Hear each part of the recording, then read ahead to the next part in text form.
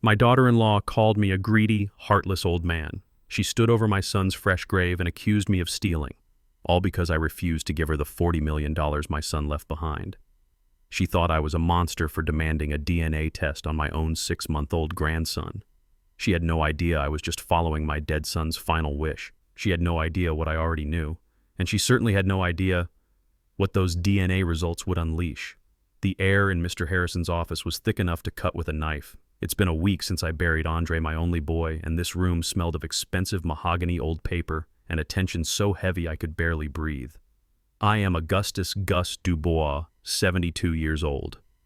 I thought the greatest pain a man could ever feel was watching his 40-year-old son's casket being lowered into the cold Georgia earth.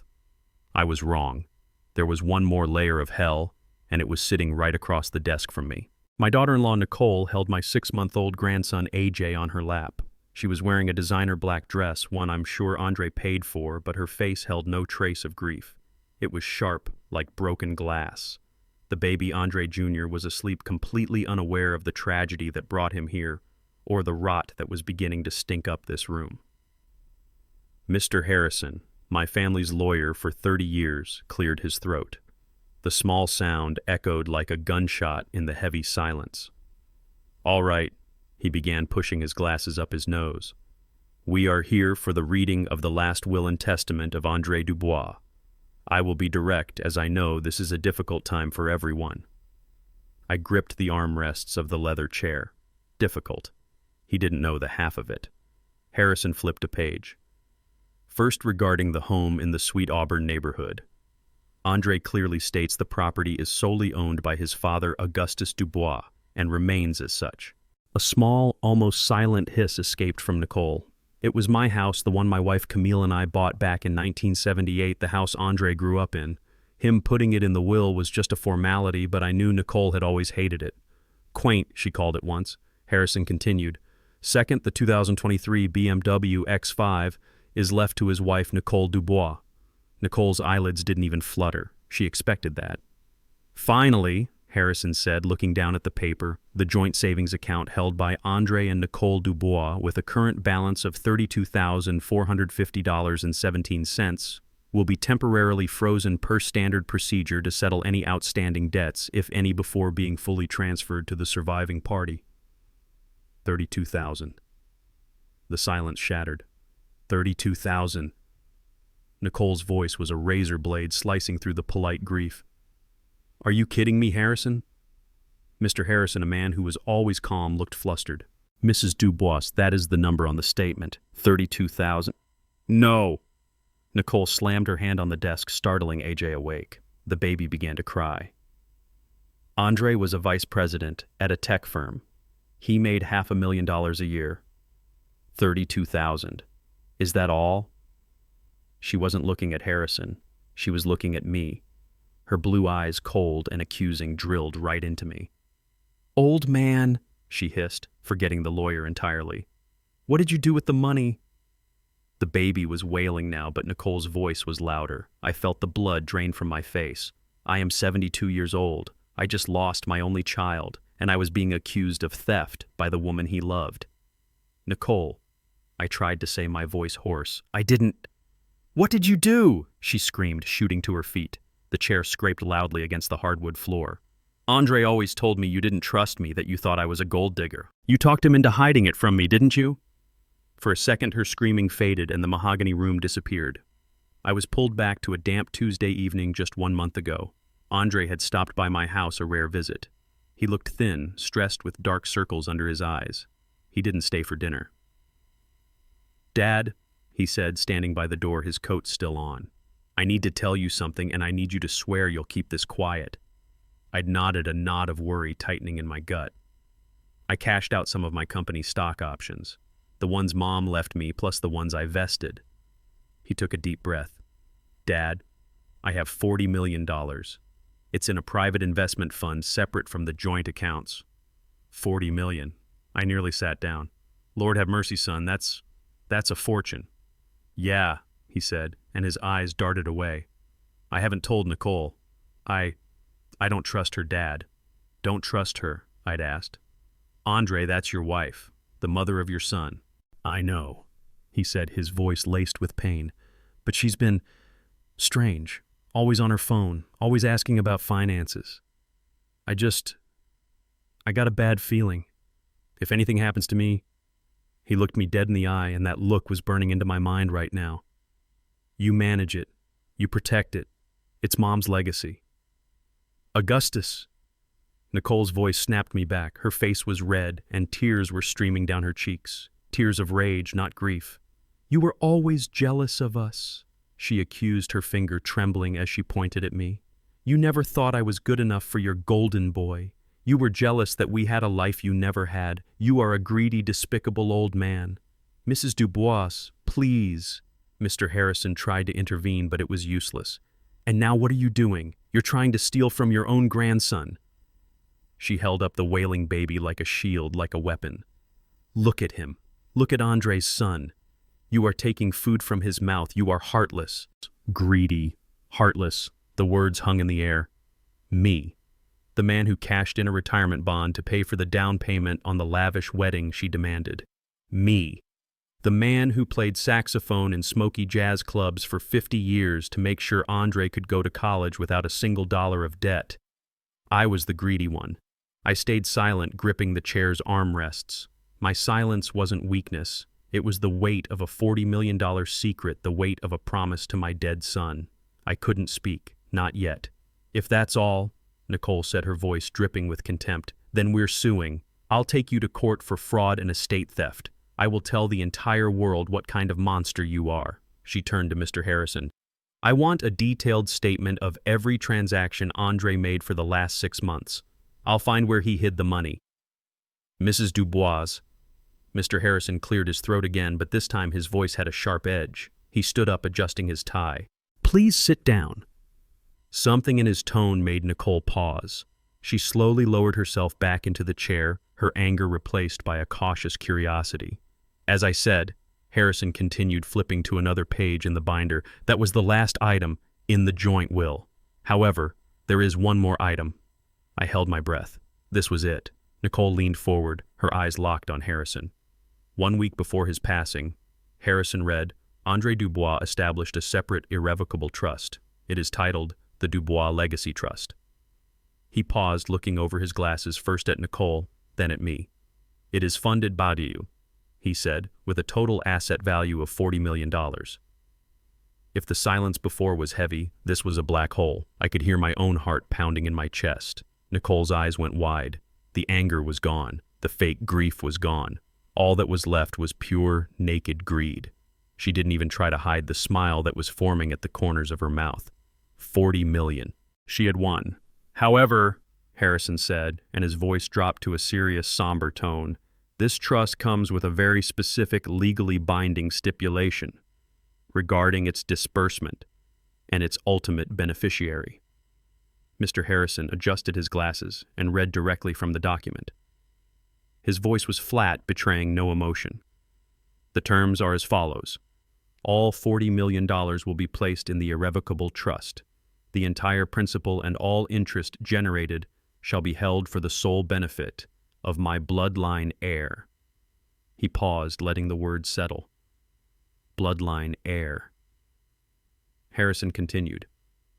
This fund is to be managed, protected, and invested by the sole trustee, my father Augustus Dubois, until the day the aforementioned heir reaches the age of 25. A sound snapped me out of my trance. It was laughter. Nicole was laughing. It wasn't a giggle. It was a deep, throaty laugh of pure, unadulterated relief. The tension drained from her shoulders. She visibly relaxed her entire body language, changing from a coiled snake to a pampered cat. Oh, thank God, she breathed, wiping a fake tear from the corner of her eye. She looked at Harrison, then at me, and her smile was dazzling and terrifying. Bloodline heir, she repeated as if tasting the words. Well, that's simple enough. She readjusted the now sleeping AJ in her arms, kissing the top of his head. That's AJ. That's Andre Jr., his son, his bloodline. She stood up, but this time it wasn't with anger. It was with the casual authority of someone who owned the room. She walked over to the window, looking down at the Atlanta traffic below her, back to me. So it's all settled, she said, her voice breezy. $40 million. For my baby. She turned around, that sharp, calculating look back in her eyes. And Augustus? You're just the manager, the trustee. That just means you sign the checks, right? I said nothing. My throat was dry. My mind was racing, trying to catch up with the implications of Andre's words. Bloodline. Why that specific phrase? Why not just my son? Nicole didn't wait for an answer. She was already planning her new life. Well, this changes things, obviously. We can't stay in that little condo. AJ will need a proper home, a yard, and I'll need to hire a full-time nanny, of course. And a new car. The BMW is nice, but it's not really me. She picked up her designer handbag from the floor and slung it over her shoulder. She finally looked at me, and the hatred was gone. It was replaced by something worse, pitying, dismissive tolerance. I was no longer an obstacle. I was just the help. So, Augustus, she said, her tone suddenly businesslike. Let's talk logistics. I'm going to need a monthly allowance from the trust to cover expenses. For AJ, of course. She tapped a long manicured nail against her chin. Let's start with $50,000 a month. That sounds reasonable, don't you think? $50,000 a month. More than I made in a year of playing my heart out in smoke-filled rooms. More than Camille and I had saved in the first 20 years of our marriage. You can have Mr. Harrison set up the automatic transfer, she continued, already walking toward the door. I'll send him my bank details. I expect the first payment by the 1st of the month. That gives you about 2 weeks. She paused at the door, shifting AJ to her other hip. I'm glad we got this sorted out. For Andre's sake. She smiled at me, a wide, triumphant smile. It's what he would have wanted. She was gone. The door clicked shut behind her, leaving a void in the room that was instantly filled with the baby's soft breathing and the pounding of my own heart. $50,000 a month. She said it as easily as I would ask for a cup of coffee. But I wasn't thinking about the money. I wasn't thinking about her words. I was frozen, my eyes fixed on the child she had left on the changing table by the door while she stormed out as if he were just another one of her accessories. AJ, Andre Jr. I stood up slowly, my 72-year-old knees cracking in protest, and walked over to the baby. He had stopped crying and was looking up at the ceiling lights, his little fists clenched. He was a beautiful child, perfectly formed with skin as white as porcelain. But that wasn't what held my gaze. It was his eyes. They were a bright, piercing blue, a color like a clear winter sky, and his hair, what little he had, was a soft, pale blonde fuzz. A cold feeling entirely separate from my grief started in the pit of my stomach and spread outwards. I looked at my own hands resting on the edge of the changing table. My skin is the color of rich, dark soil. Andre's skin was the same. My wife, his mother, my Camille. She was a beautiful woman with skin like warm pecan and eyes so dark brown they were almost black. Our families for generations were deeply rooted in the African-American community of Atlanta. We were a family of brown eyes and black hair. This baby, this beautiful baby with his blue eyes and blonde hair, looked nothing like my son. And just like that, Andre's words from that last visit came flooding back. Not just the part about the 40 million. It was the pain in his voice. I don't trust her dad. I had assumed he meant about the money, but what if it was more? I remembered his exact words now, his voice cracking. She's been strange, always on her phone, always locking it when I come in the room. And then he'd said something that I had dismissed at the time. I'd chalked it up to the stress of being a new father, the grief of his mother not being there. He had laughed a short, bitter sound. He doesn't look anything like me, does he, Dad? I had tried to brush it off. Sons don't always look like their fathers, Andre. He'll grow into his features. Yeah, Andre had said, looking away. That's what Nicole says. She says AJ looks just like her father, just like her side of the family. Even then, a small bell of warning had rung in my head, but I had silenced it. I didn't want to see trouble where there was none. Now that bell was a deafening alarm. I remembered all the small things, how Nicole had been so cold to me at the hospital when AJ was born. I'd shown up overjoyed, my heart ready to burst at being a grandfather. I'd reached out to hold him. She had physically flinched, pulling the bassinet back. He's sleeping, Augustus. Don't wake him. Her voice wasn't protective. It was possessive and cold.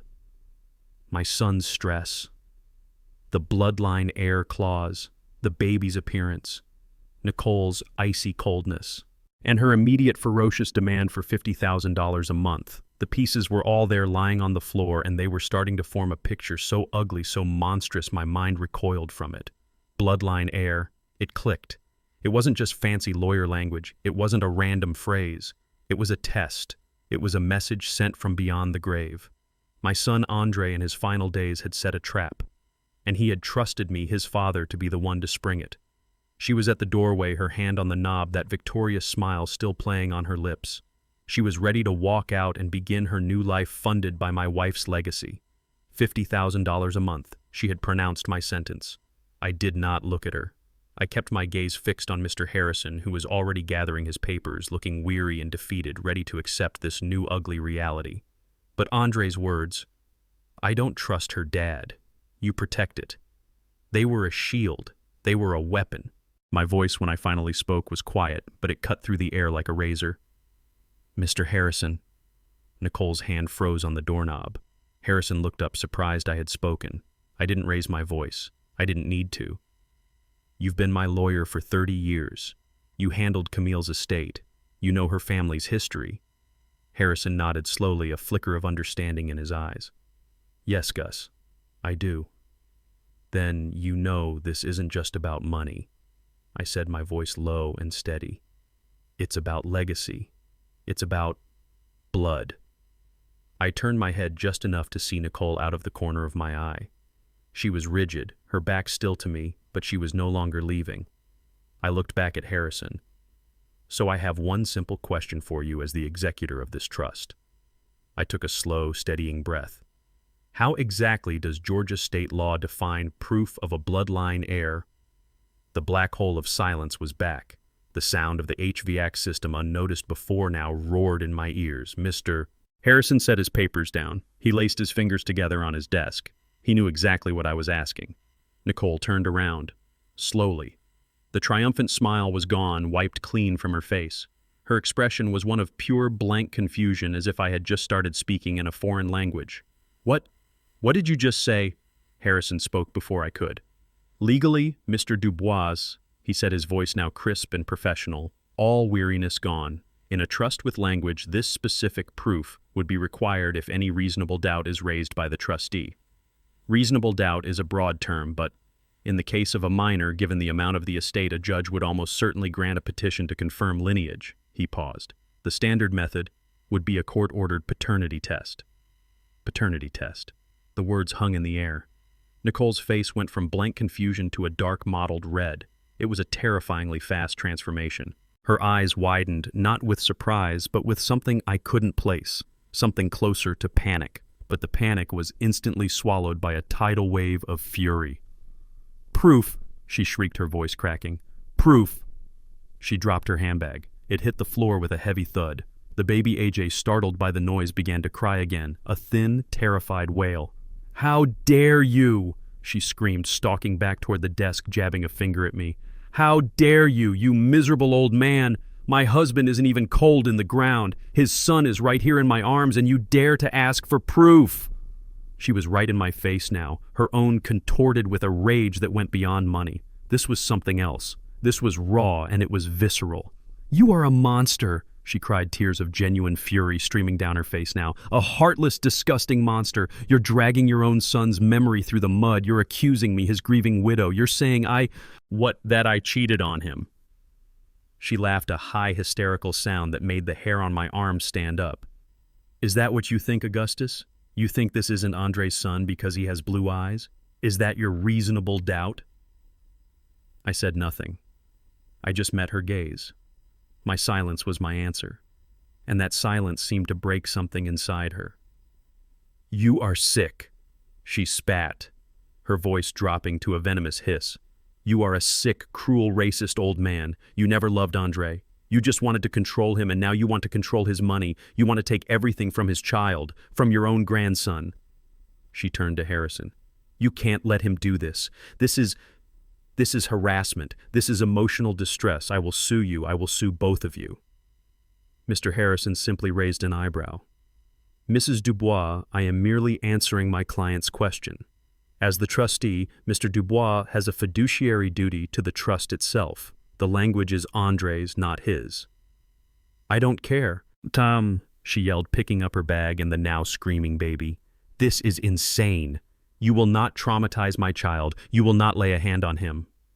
She backed toward the door, her eyes wild.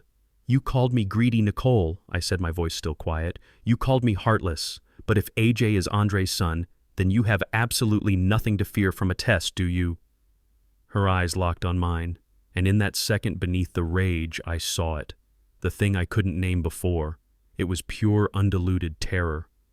You will regret this, Augustus, she whispered, her voice trembling. I will ruin you. I will make sure everyone in this city knows exactly what you are. She ripped the door open and stormed out, her sobs and the baby's cries echoing down the hallway until they were cut off by the sound of the elevator doors sliding shut. I sat back, my own body trembling. The battle line had been drawn, and she had just confirmed my deepest, darkest fear. Nicole didn't waste a single day. She didn't just slam the door, she set the entire house on fire. I am an old man. I read the newspaper. I listen to the radio.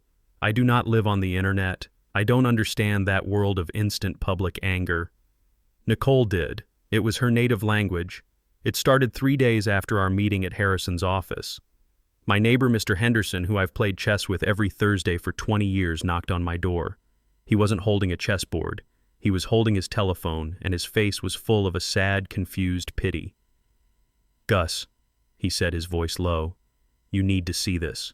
My granddaughter, she showed it to me. He handed me the phone. It was a post on a social media site. There was no name, just a picture of a beautiful, angelic-looking baby. AJ. Underneath it was a long, rambling block of text. It began. My heart is shattered into a million pieces. Not only am I grieving the sudden tragic loss of my soulmate, but now I must fight a war I never asked for. I had to sit down. My hands were shaking. I am fighting, the post continued, against a man who should be my protector, my late husband's own father. A man who has looked my 6-month-old fatherless child in the eye and decided to try and steal his entire inheritance. My breath hitched.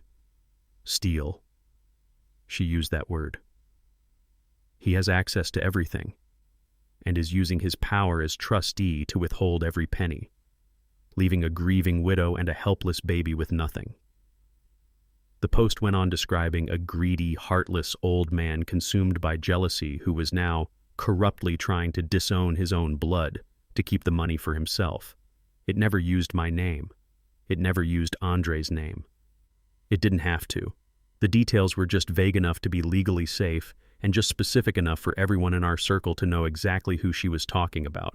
She painted a picture of a poor, defenseless white widow being preyed upon by her powerful, vindictive black father-in-law.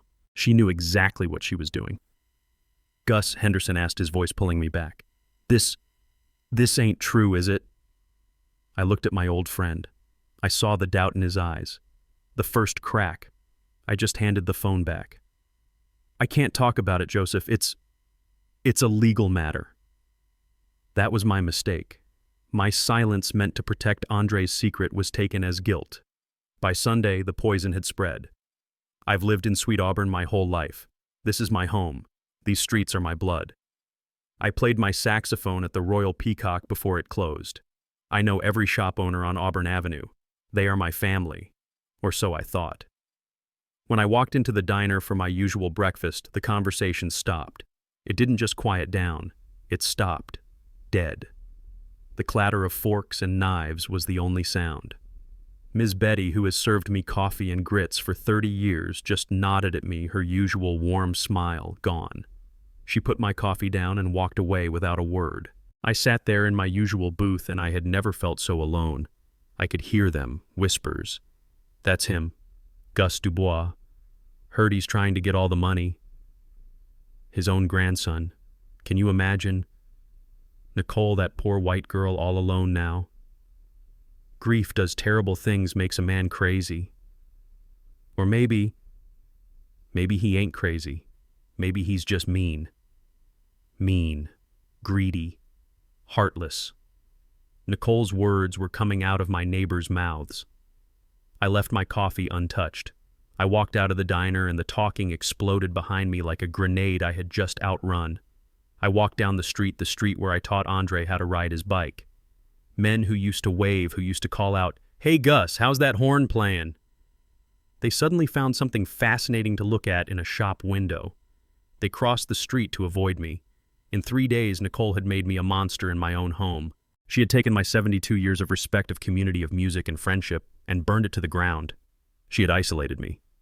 It was a strategic, brutal attack, and it was working. I was the old black miser. She was the innocent, grieving victim.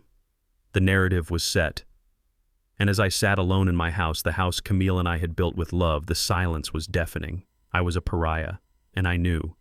This was only the beginning. I sat in my living room for hours. The sun moved across the floor and the house was tomb silent. The whispers from the diner, the averted eyes on the street. They followed me in here. They were louder than any music. My old saxophone case was in the corner, same as it's been for 50 years. I looked at the worn leather, the brass latches. Camille. My Camille. She bought me that horn. She saved up for 6 months working extra shifts as a nurse just to buy it for my 30th birthday. "A man's got to have his voice, Gus," she'd said, her dark eyes shining. "And this is yours." Camille. She was the steel in my spine. I was the music, but she was the rhythm. And she was smart. Smarter than me, smarter than Andre. She came from a family that had been in Atlanta since the 1880s. A family that hadn't just survived, they had built. And that was the second secret. The one Nicole, in all her greedy scheming, could never have known. The $40 million. Andre had said he cashed out his stocks. I had let Nicole and even Harrison to some degree believe it was all from his tech job. It wasn't. Not really. The seed of that $40 million was Camille's. Her grandfather, a man born just after emancipation, had bought up tracts of land in Atlanta when it was just red clay and desperation. He held on to it. Her father held on to it. They built houses, small businesses. They created a legacy when the world said they had no right to one. When Camille and I married, she inherited that legacy. She was a nurse because she loved it, not because she had to be. She had set up a small, ironclad trust for Andre when he was born. She wanted him to have the opportunities her family had fought for. Andre, to his credit, had taken that seed money, that inheritance from his mother, and he had invested it brilliantly. He had grown it with his tech stocks, yes, but the root of it, the blood of it, was Camille's. It was Dubois property, yes, but it was Camille's lineage. This whole time Nicole had been screaming about Andre's money. She had no idea. She was trying to steal the life's work of a woman she never even knew.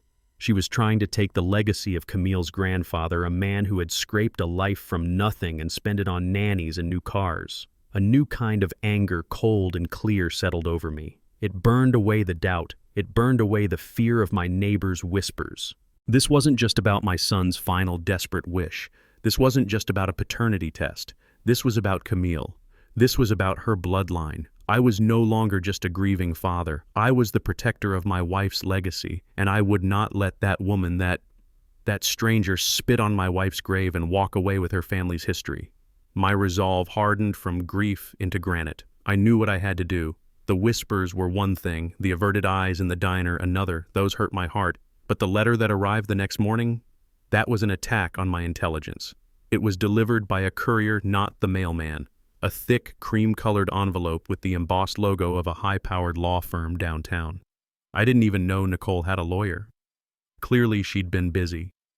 I slid it open with the letter opener Camille had kept on this desk for 40 years. The paper was heavy cold to the touch. The language was colder. It wasn't a plea, it was a threat.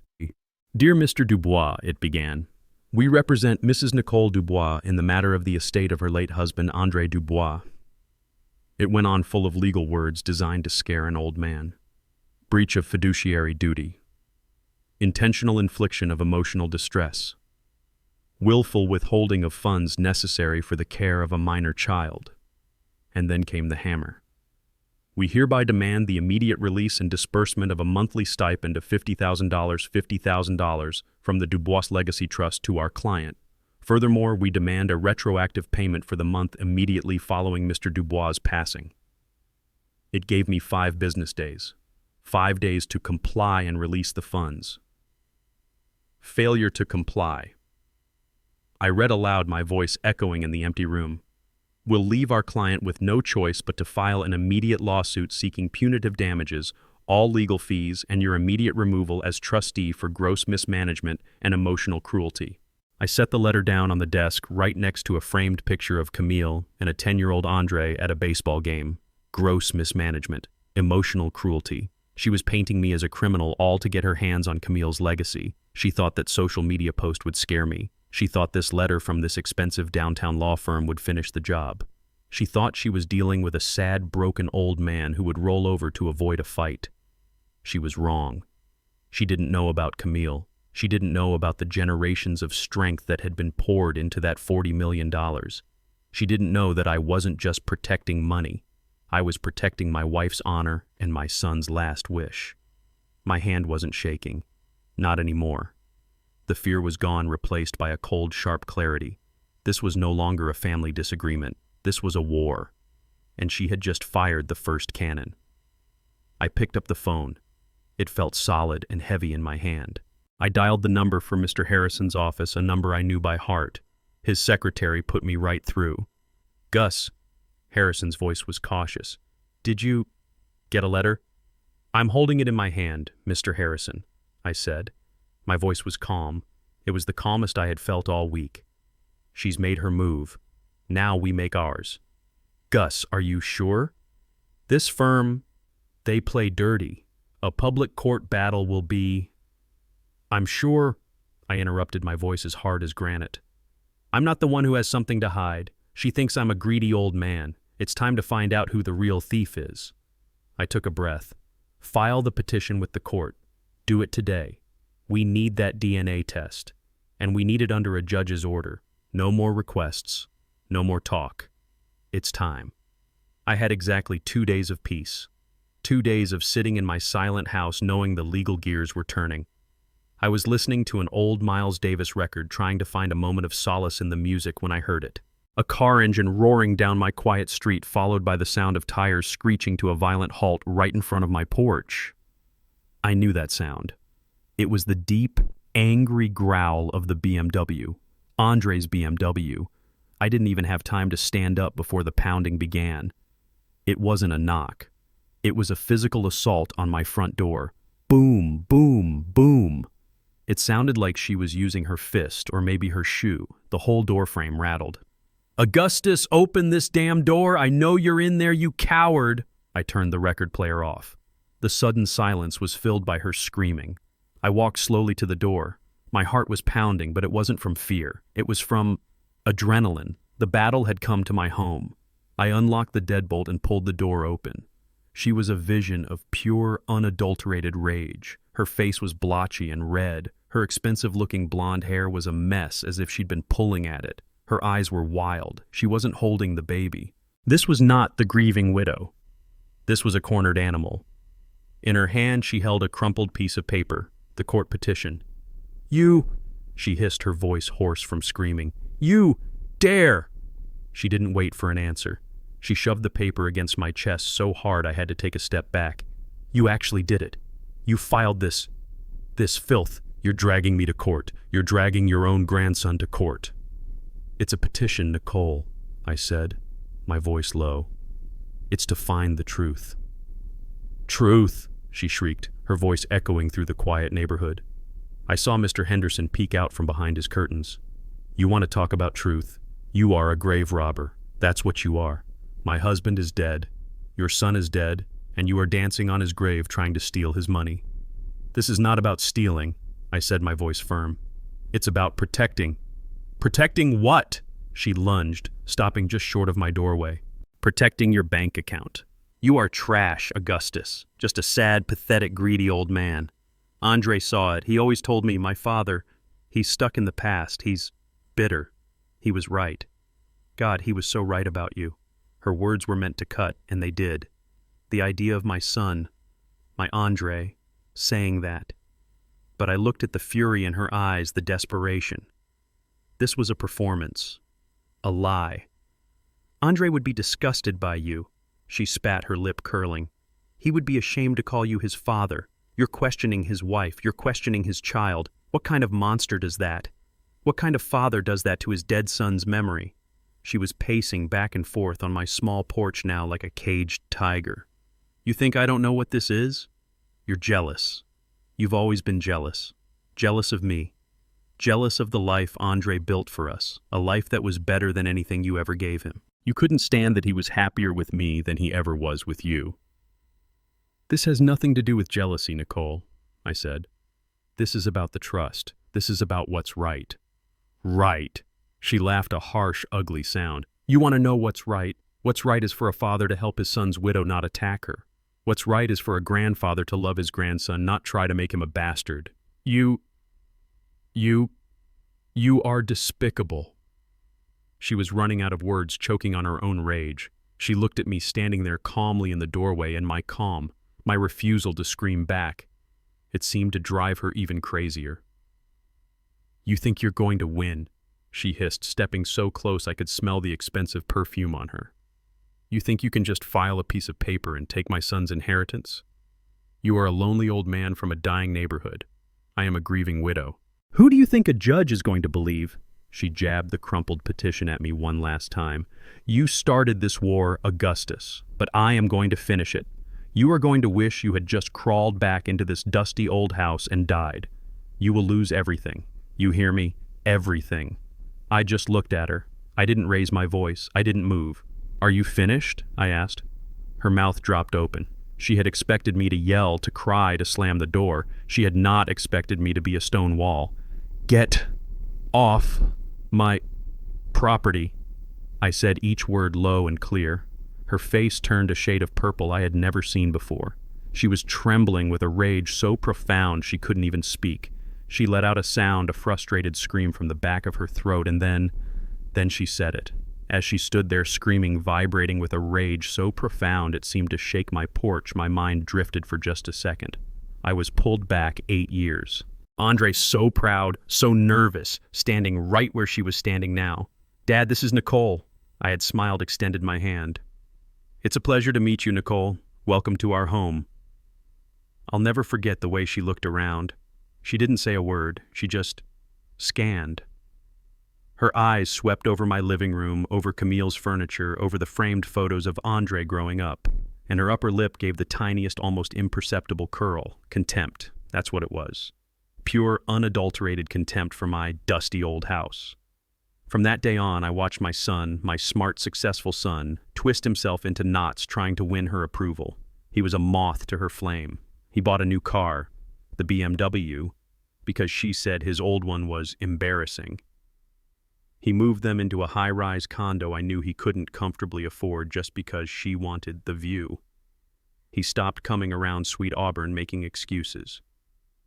Nicole's not feeling well, or Nicole has plans with her friends.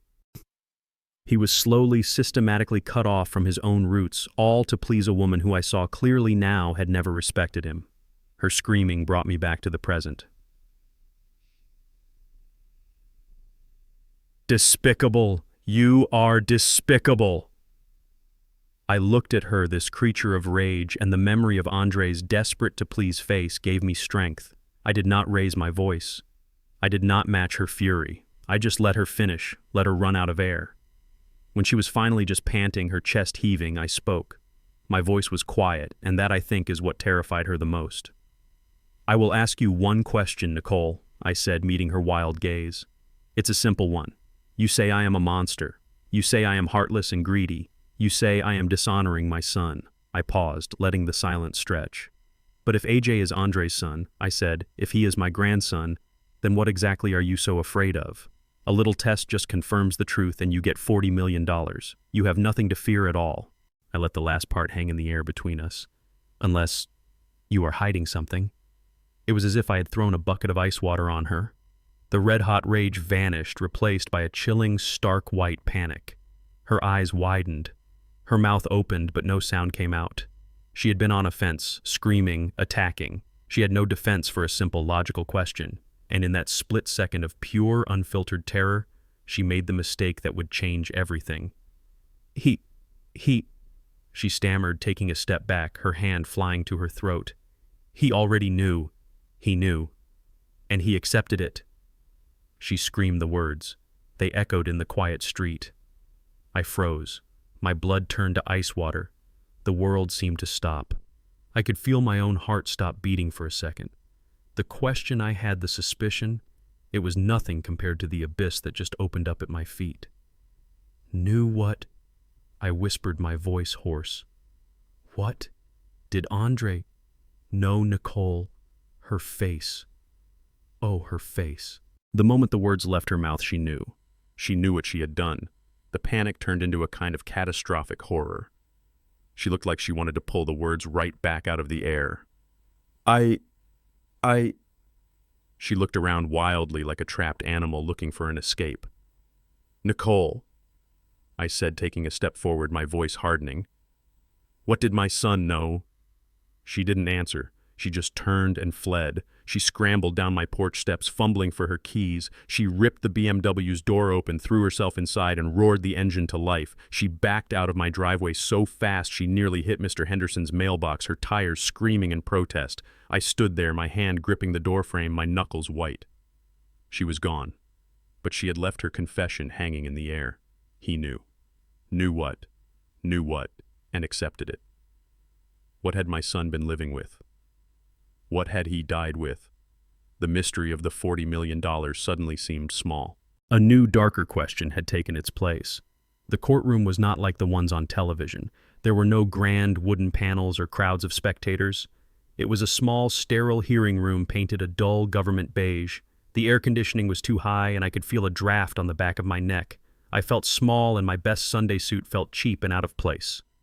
Nicole was already there, sitting at the opposite table. She was dressed in a conservative black dress, her hair pulled back. She held AJ in her arms, rocking him gently. She looked the perfect part of the grieving widow, modest, heartbroken, and completely innocent. She didn't look at me. She just stared at the judge's empty bench as if she were praying. A woman in a sharp, expensive-looking gray suit sat beside her, whispering in her ear and patting her shoulder. This, I assumed, was the lawyer from the threatening letter. She looked like a shark.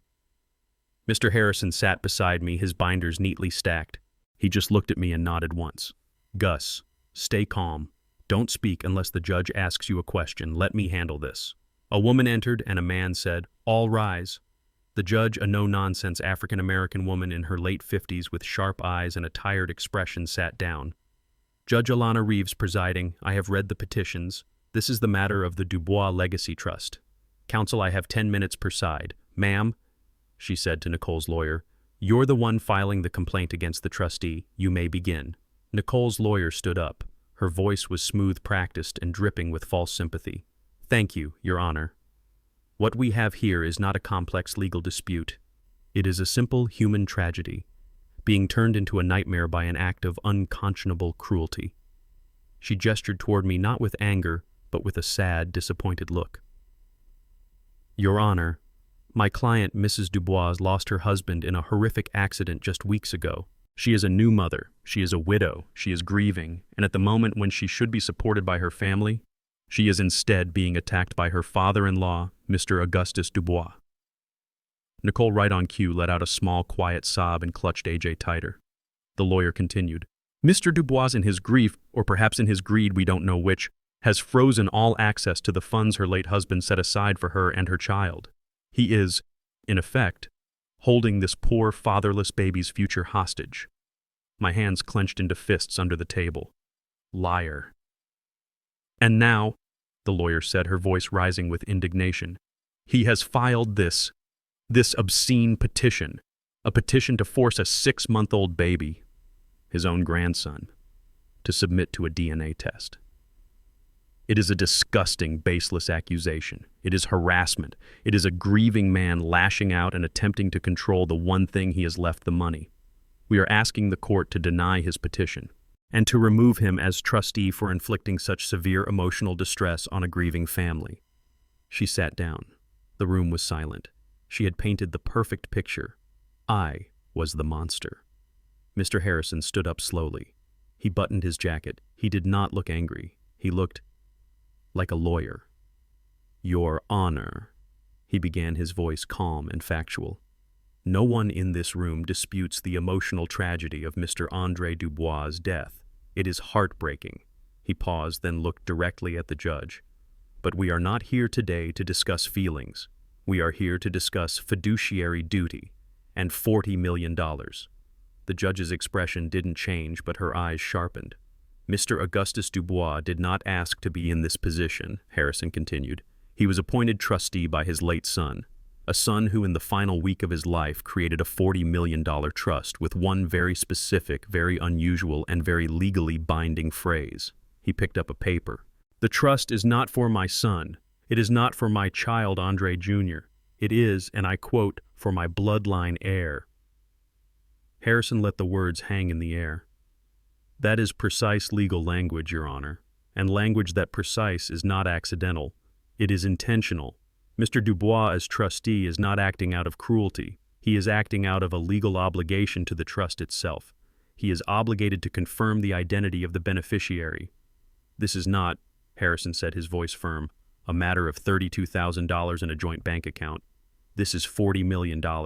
If Mr. Dubois were to release those funds without performing his due diligence, without confirming the heir, he would be the one in gross violation of his duty. My client's grief is profound, but his duty to his son's final explicit wish is absolute. As the two lawyers argued, as the words fiduciary duty and emotional distress were thrown back and forth like weapons, my mind drifted. The cold beige courtroom faded, and I was back in my dark kitchen 3 weeks ago. The phone was ringing, a shrill, piercing sound that cut through the 3 a.m. silence. I knew even before I picked it up that it was bad news. Good news never calls at 3 a.m.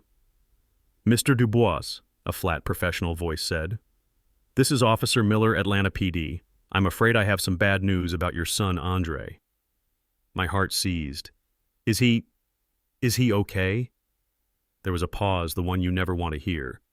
Sir, there was an accident. A single-car collision on the I-75 connector. The vehicle, his BMW, it lost control at a high rate of speed and hit the median. I'm terribly sorry, Mr. Dubois. He was pronounced dead at the scene. I remembered slumping against the wall, the phone dropping from my hand. The rest was a blur of police stations and morgues. But one detail, one thing Officer Miller said to me later at the impound lot. It came back to me now with chilling clarity. I had asked him, Was he drunk, officer? Is that what happened? Officer Miller? A young, tired-looking man shook his head. No, sir. Preliminary report shows no sign of alcohol, no substances. It's strange. Strange? What's strange? The road was clear, weather was fine. It was just the speed. He was going well over 100, and from the scene, it almost looked like... The officer had hesitated, not wanting to speculate. Looked like what I had pressed. It looked like he was running from something, Mr. Dubois, or maybe to something. I've never seen a single car accident quite like it. I'm very sorry for your loss. Running from something. Now sitting in this courtroom hearing Nicole's lawyer paint a picture of a perfect grieving widow, and remembering Nicole's own shriek on my porch. He knew. He accepted it. A new, terrifying narrative was taking shape. What had happened in that house right before my son got in that car? What was he running from? Mr. Dubois's legal obligation is clear. Harrison's voice snapped me back. He had finished. He sat down. All eyes went to Judge Alana Reeves. She looked at Nicole's lawyer. She looked at Mr. Harrison. She looked at me for a long, hard second, and her eyes, I felt, saw everything. She saw my grief, yes, but she also saw my resolve. Then she looked at Nicole, who was clutching AJ and trying to produce a tear. The judge sighed. She folded her hands on the bench. This is a deeply unfortunate situation, she said, her voice clear and strong. The court is sympathetic to Mrs. Dubois's loss. However, this court is not ruled by sympathy. It is ruled by law. She picked up the copy of the trust document. Mr. Harrison is correct. The language in this trust is highly specific. Bloodline heir. That is not common language. It is intentional language. It creates a legal question that the trustee, Mr. Dubois, has a fiduciary duty to answer. Nicole's lawyer started to stand up. But, Your Honor, the emotional... Judge Reeves held up a hand. Sit down, counselor. The lawyer sat. If this were a matter of a few $1,000s, the judge continued, I might agree this is an unnecessary hardship, but it is not. It is $40 million. The amount is too significant to ignore such precise and unusual wording from the deceased. She looked directly at Nicole, her gaze softening for just a second before hardening again. Therefore, the petition is granted. The court orders a standard legally admissible paternity test for the minor child Andre Dubois Jr. to be administered by a court-appointed lab to confirm his status as the beneficiary of the Dubois Legacy Trust. She looked at her calendar. Mr. Harrison, you will coordinate with the court clerk. The test will be scheduled within the next 5 business days. Mrs. Dubois, your compliance is not optional. It is now a court order. Nicole's lawyer was on her feet, sputtering. Your Honor, we object. This is an outrage. You will sit down, counselor. Judge Reeves said, her voice like steel. Your objection is noted. Your appeal, should you file one, will also be noted. But my ruling stands. She banged her gavel. We are adjourned. It was over. I had won. But I felt no joy. I watched Nicole. I expected her to scream.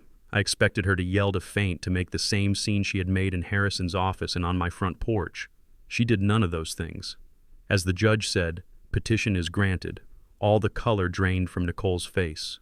The mask of the grieving widow didn't just crack. It disintegrated. She didn't scream. She didn't cry. She just sat down. Hard. She sat down like someone had punched her in the stomach, like all the air, all the fight had been sucked out of her in an instant. She stared blankly at the wall. Her knuckles gripping AJ were white. Her lawyer was patting her arm, talking frantically, but Nicole didn't seem to hear. It was not the look of an insulted, angry woman. It was the look of a person who had just been caught. It was the look of pure, unadulterated fear. And in that moment, I knew. My God. I knew. I was right. The clinic was colder than the courtroom. It was sterile, silent, and smelled of rubbing alcohol and anxiety. It was not a place of healing. It was a place of cold, hard facts. Nicole was already there, sitting in a plastic chair in the waiting room holding AJ. She wasn't the screaming monster from my porch. She wasn't the crying, calculated victim from the courtroom. She was blank, hollowed out. She was pale, her eyes were red-rimmed, and she stared at a spot on the wall just over my left shoulder. She refused to look at me. A lab technician with a weary face called us back.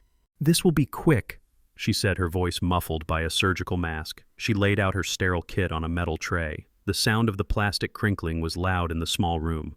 First, she approached AJ. Nicole held him tighter, but she turned his head toward the technician. The woman gently rubbed the inside of the baby's cheek with a long cotton swab. AJ fussed his face, screwing up in protest, but he didn't cry. He just looked at the technician with those big, confused blue eyes. He was the only innocent soul in this entire ugly war. Then the technician turned to me.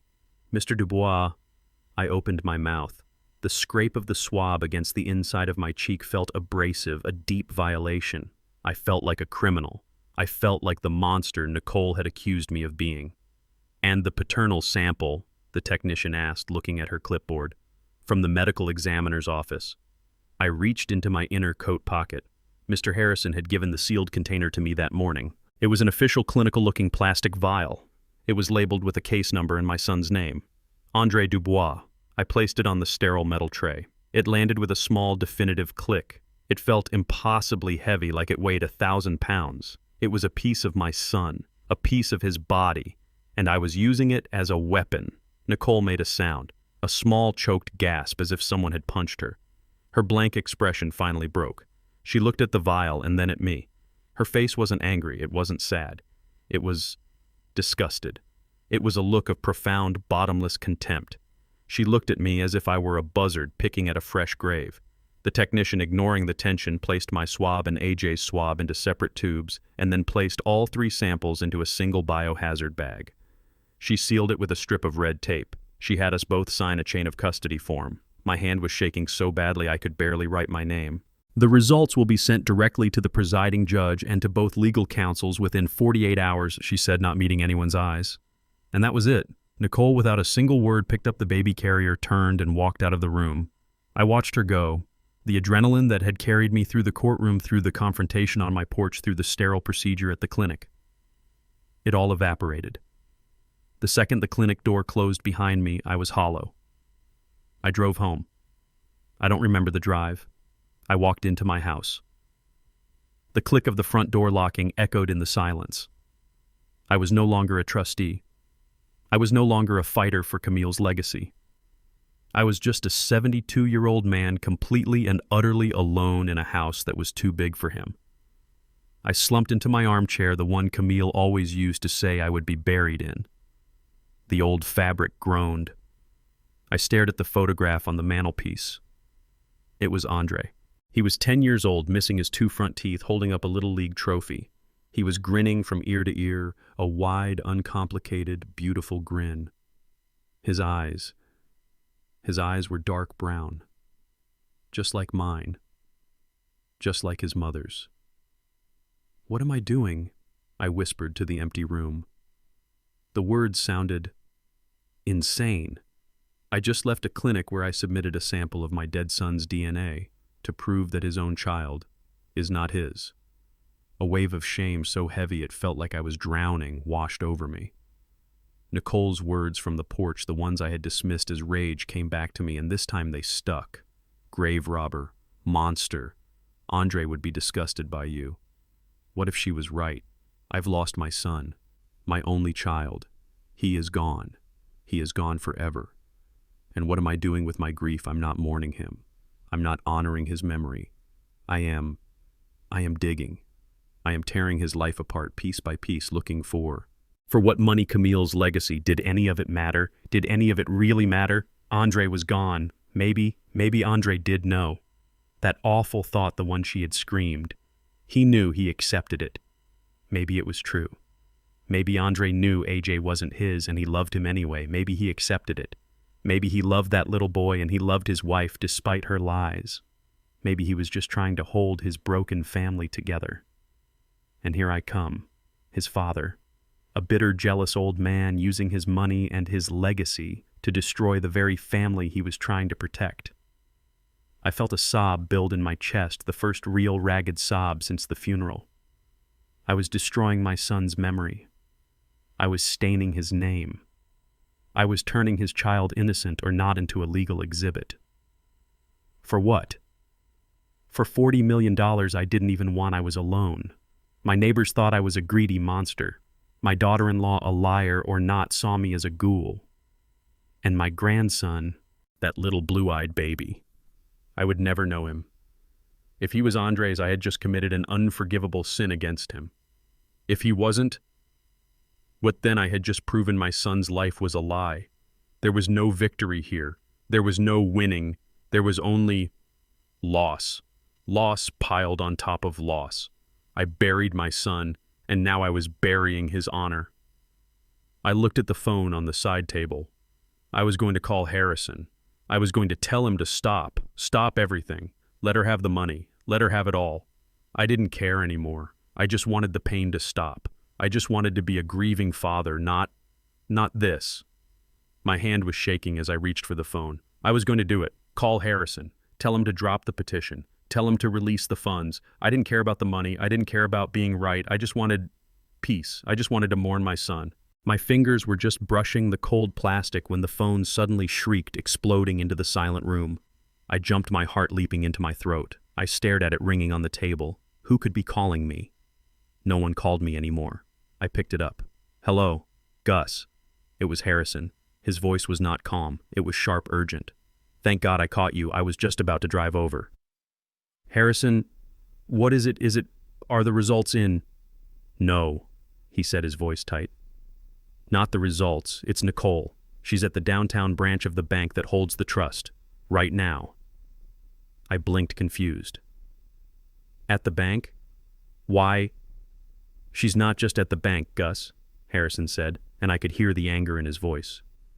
She's trying to withdraw money, not $50,000. She's demanding an emergency advance of $250,000 in a cashier's check. I couldn't speak. $250,000. Harrison continued his words rapid fire. She walked in there this morning with AJ's birth certificate and a copy of the court order. She tried to tell the bank manager that the court order was just a formality and that as the mother of the confirmed heir, she needed an emergency draw to secure housing and pay for legal protection from me. My blood ran cold. The fog of doubt, the wave of shame I had been drowning in. It all vanished. It was replaced by a sharp, cold clarity. "The bank manager, thank God, isn't an idiot," Harrison said. "He saw the petition-granted stamp on the order, saw my name as counsel, and told her he had to verify with the trustee's attorney before releasing a single dime. He put her in a conference room and called me immediately. He says she's frantic." Frantic, of course she was. All my weakness, all my guilt, it evaporated. It was like a switch had been flipped. An innocent person, an innocent woman who knew the child was Andre's, she would be angry, she would be insulted. But she would wait. She would wait the 48 hours for the test results that would prove her right and give her everything. Only a guilty person, only a liar who knew with absolute certainty what those results were going to say, would try to grab $250,000 and run. She was trying to get her hands on as much cash as she could before the truth came out, and the bank was legally forbidden from giving her a penny. This wasn't a grieving widow. This wasn't a cornered mother. This was a thief. A thief making one last desperate smash and grab before the police showed up. Gus, are you still there?" Harrison's voice was full of concern. "What do you want me to do?" "I can call the police." I looked at the picture of my son, his 10-year-old grin. The shame was gone, replaced by a cold, hard rage. She had fooled him. She had lied to him. And now she was trying to steal his mother's legacy. My son's last act. The bloodline heir clause. It wasn't cruelty. It was a desperate cry for help. It was a map he had left for me to follow. "No police," I said. My voice was no longer trembling. It was steady. It was cold as steel. "Tell the bank manager to inform Mrs. Dubois that all assets are frozen by your authority as legal counsel to the trustee pending the court-ordered DNA verification. Not 1 cent is to be moved." "Understood," Harrison said, a note of relief in his voice. "And Harrison," "Yes, Gus. The second those results hit your email, you don't send them. You don't forward them. You call me. You call me the second you know." "I will, Gus, absolutely." I hung up the phone. I was no longer a grieving father lost in doubt. I was the protector of my son's memory. I was the executor of his last wish. And I would see this through. I would see it through to the bitter, terrible end. The next 48 hours were the longest of my life. I didn't sleep. I didn't eat. I just sat in my armchair, the one Camille had loved, and I waited. The house was silent, but my mind was screaming. Every tick of the old grandfather clock in the hallway was a hammer blow. Every car that passed by on the street made me jump. I was no longer in doubt. I was no longer filled with shame. I was a spring coiled so tight I thought I might shatter. Nicole's desperate, frantic attempt to grab that $250,000 had burned away all my uncertainty. She knew. She had known all along. And now I was just waiting for the proof. The phone rang at 10:02 on a Thursday morning. It was exactly 47 hours after the test. I grabbed it on the first ring. "Hello. Gus." It was Harrison. His voice was quiet. It wasn't sad. It wasn't angry. It was just flat, empty. "I have the email. The results are in. I'm forwarding it to you right now." I didn't say anything. "Gus," he asked. "Did you hear me?" "I heard you," I said, my voice a dry croak. I hung up. I walked over to my old desktop computer, the one Andre had set up for me years ago. My hands were shaking so hard it took me 3 tries to type in my password. The email chime sounded. It was there. From David Harrison Escrew. Subject F.W. Dubois. Paternity.final.pdf. There was no text, just the attachment. One file. I clicked on it. The file opened. It was a scanned document, a PDF full of official-looking letterhead from the court-appointed lab. I didn't read the legal jargon. My eyes just scanned down past the case numbers, past the names. I found the box, the results. I read it. I read it again. I closed my eyes, counted to 5, and opened them to read it a 3rd time, certain my old eyes were playing tricks on me, certain that the grief and the anger had finally made me crazy. But the words didn't change. They were as cold and hard and final as a tombstone. Subject Andre Dubois, deceased. Alleged father. Subject Andre Dubois, Jr. Minor. Alleged son. Combined paternity index, 0. Probability of paternity, 0.00%. And then the next section. Subject: Augustus Dubois, alleged paternal grandfather. Subject: Andre Dubois Jr. Minor: alleged grandson. Combined paternity index 0. Probability of grandpaternity 0.00%. 0.00%. I didn't feel relief. I didn't feel victorious. I didn't feel anything. It was a cold so profound it burned. It was the confirmation of a betrayal so deep, so monstrous, it was almost impossible to understand. I was right, all of it, every suspicion, every flicker of doubt I had brushed aside. The blue eyes, the blonde hair, the way Andre looked at me in that last visit. I don't trust her dad, the way she'd flinched when I tried to hold the baby, her coldness, her fury, her panic when I mentioned a test, her desperate, insane dash for the money. It all clicked into place, not with a satisfying snap, but with the sickening, grinding sound of a lock falling into a cell door. This wasn't a mistake. This wasn't a misunderstanding. This was a lie, a cold, calculated, long-term lie. She had stood in that office and accused me of being greedy while her entire life was built on a foundation of deceit. She had stood on my porch and called me a monster while she was the one who had systematically betrayed my son. She had fooled him, she had lied to him, she had given him a child that was not his, and then she had stood by his casket and tried to steal his mother's $40 million legacy. I wasn't a monster. I wasn't a grave robber. I was the only person left who knew the truth. I was the only one left to execute my son's final, desperate, silent wish for justice. The cold in my veins began to heat. It simmered and then it began to boil. It was a rage so pure, so cold, it felt like clarity. I finally knew exactly what I had to do. I sat there staring at the 0.0% on the screen.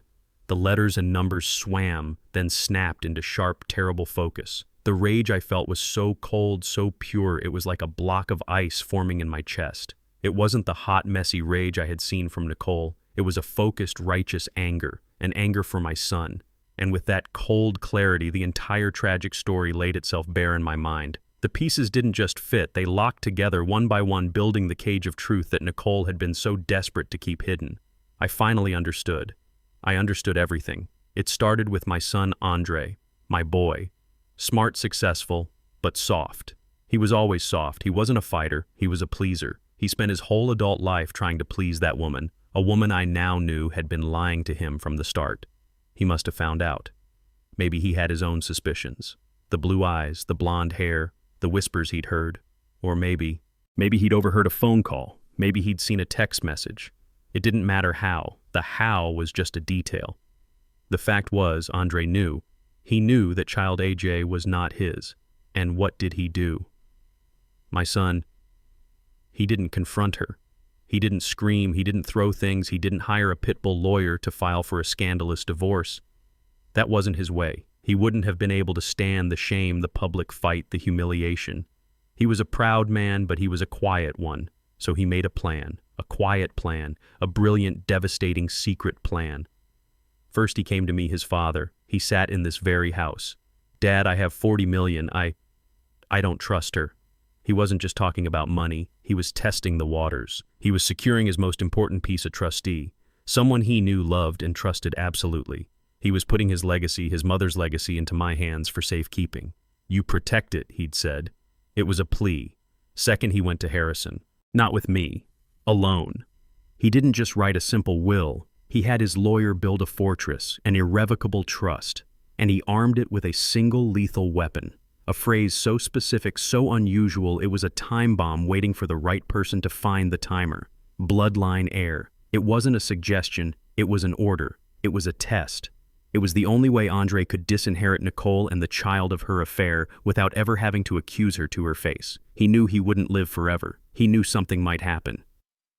So he created a legal puzzle that only I, his father, would have the suspicion and the motivation to solve. He was counting on me. He was counting on me to see the blue eyes. He was counting on me to remember his warning. He was counting on me to be the heartless old man, strong enough to demand the one thing Nicole could never, ever provide proof. My God, Andre, my boy. He wasn't weak at all. He was strategic. And then, Nicole. Her every action, her every word now made perfect, sickening sense. Her rage in Harrison's office when she heard $32,000. It was the panic of a thief who just found out the vault was empty.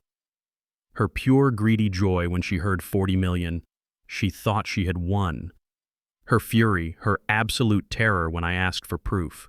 Her public smear campaign, trying to paint me as a monster to scare me off, to isolate me, to stop me from looking closer. Her desperate last-ditch attempt to grab $250,000 from the bank.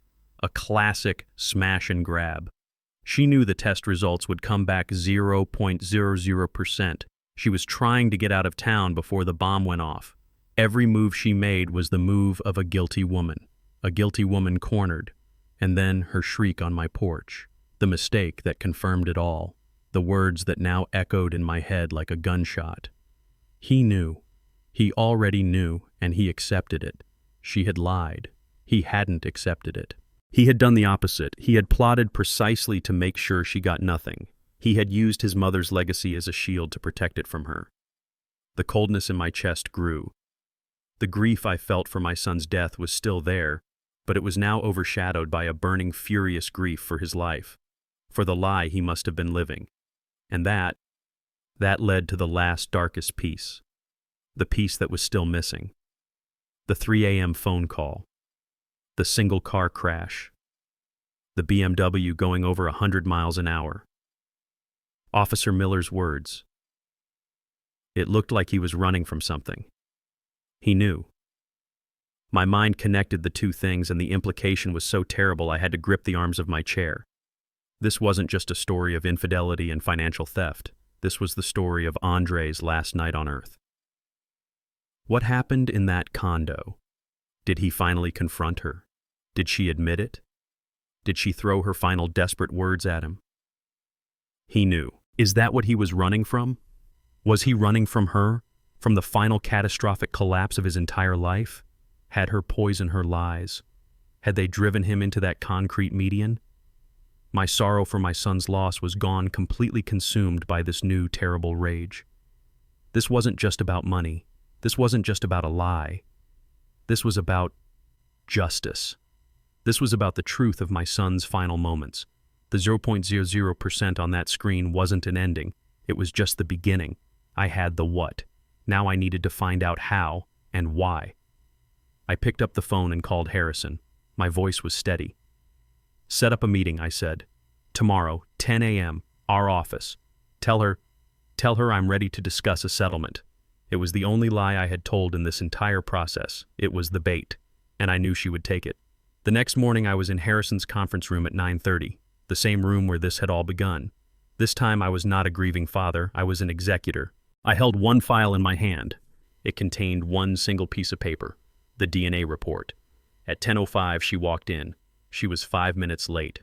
A power move. She had brought her shark lawyer with her. Nicole was back in her expensive mourning clothes, the mask of the grieved widow perfectly in place. She looked calm. She looked confident. She must have thought my call meant her plan to sue me had worked. She thought I was scared. She thought I was broken. She thought I was here to beg for a deal. She sat down opposite me, placing her designer handbag on the table. She didn't even look at me. She looked at Harrison. Mr. Harrison, she said, her voice smooth and polished. I'm glad Augustus has finally seen reason. Then she turned to me. Her eyes were cold and her smile was a thin, cruel line. It was a smile of pure victory. Augustus, she said, her voice dripping with condescending pity, before we discuss numbers, I just want to say, I hope you are prepared to offer a full written apology to my son. He deserves that much, after you've tried to brand him a bastard. My son. She was still calling him that. I looked at her. I looked at her lawyer, who was already pulling a legal pad from her briefcase, ready to write down numbers. I looked at Harrison, who just sat silently, his hands folded, watching me. I didn't say a word. I took the file from my lap. I placed it on the polished mahogany table. I used one finger and I slid it across the table. It stopped perfectly right in front of her. Her smile wavered. She looked confused. What's this? Is this your settlement offer? I'm not signing anything until my lawyer... Open it, Nicole, I said. My voice was quiet. It was the quietest thing in the room. Her lawyer tried to reach for it, but Nicole, her curiosity piqued, picked it up herself. She opened the folder. She pulled out the single sheet of paper. She read it. I watched her. I watched her eyes scan the letterhead. I watched them find the case numbers, and then I watched them find the box. The results, 0.00%.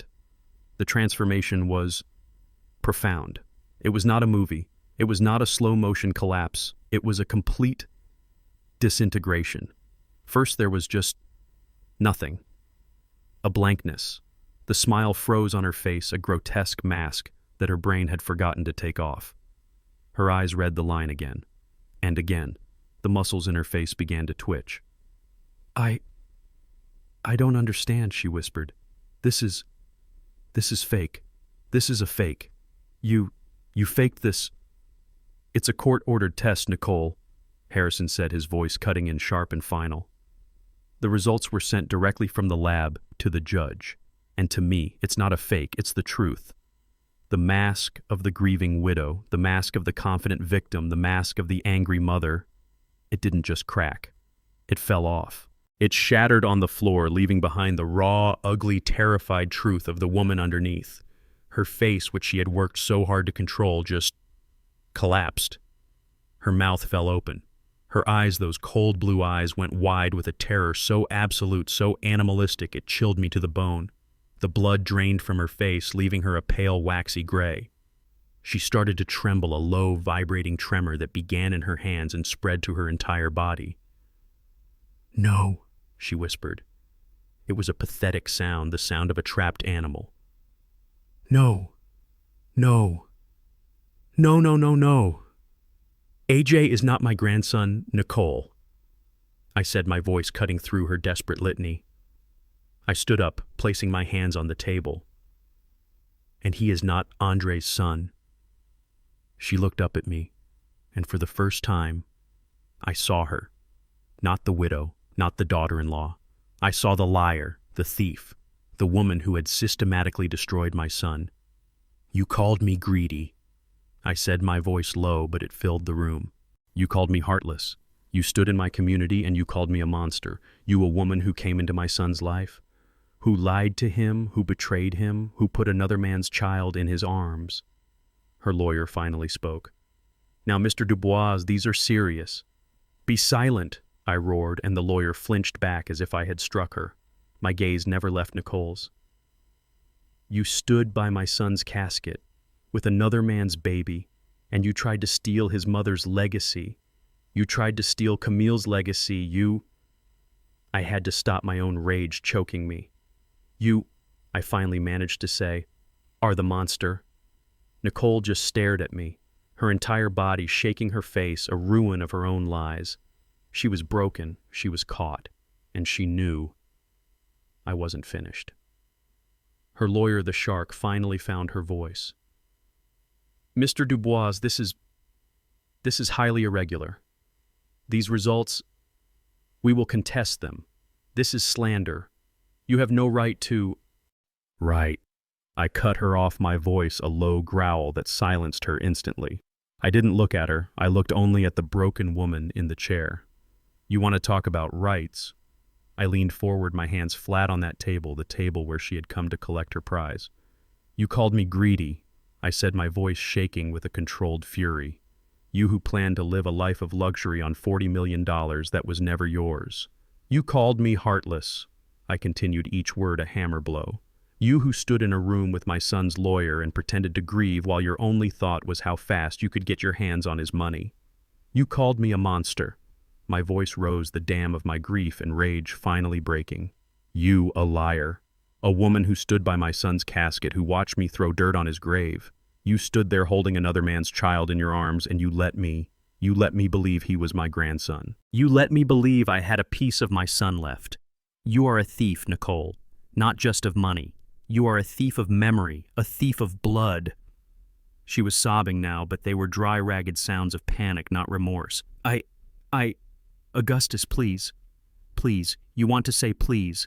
After you went into my neighborhood, my home, and you told them I was a sick, cruel old man. You tried to turn my own friends against me. You tried to isolate me, to break me, to scare me into giving you what you wanted. I walked around the table until I was standing right over her. She cringed back, her face pale and wet.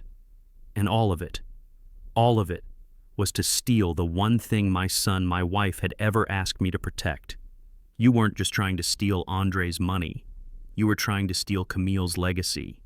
You were trying to spit on my wife's grave. You, a stranger, a liar. You were going to take my family's history, my wife's honor, and you were going to spend it on what new cars designer dresses. I was trembling now, my own pain finally pouring out.